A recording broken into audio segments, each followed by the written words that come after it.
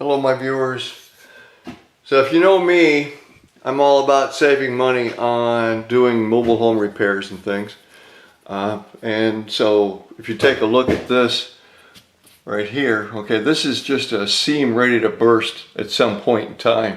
You know, you find these things out after you paint or something like that. Now, of course, there's channels out there that would you know, tell you that what you need to do at this point is rip out the entire ceiling and put up a brand new ceiling. Okay, well, I'm here to tell you that there are alternative ways of keeping your old ceiling, right?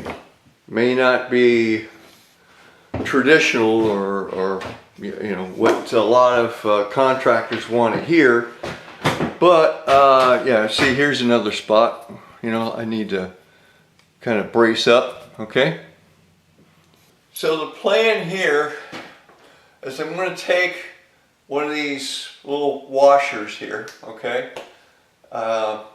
and use it to sort of push up the area here that is sagging, okay? And then I'm going to take like a drywall screw and screw this in. Now I'm not going to just do that without pre-drilling. Okay, pre-drilling in this case is going to be pretty important because I don't want anything to crack. So the first thing I'm going to do here is I'm going to pre-drill the hole. Alright, see right up above here, by the way, that's what these lines are. These are really like trim to hide a seam. So right above here anyway is a truss. So I can go ahead and drill right into that. Okay. Okay, so now I'm going to take and screw this in. Okay. There we go. Hopefully that keep it from sagging much more. Alright. So yeah, this, you know, it looks better, or it is better actually. It's going to not sag the ceiling and probably burst the seam or something anytime soon now. But what I need to do is I don't want to have to look at that screw. What I found is a little drywall compound or spackling, whichever, will work pretty good here. It'll stick to this really nice.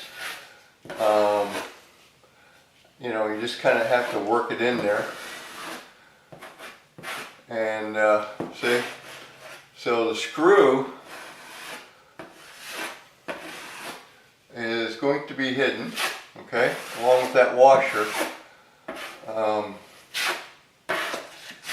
Hold on, let me see if I can work that in there a little bit better. I think I was happy with it already. Okay, so now when this drywall compound dries, I'll go over it with a wet sponge and smooth things out, and nobody needs to be the wiser about it.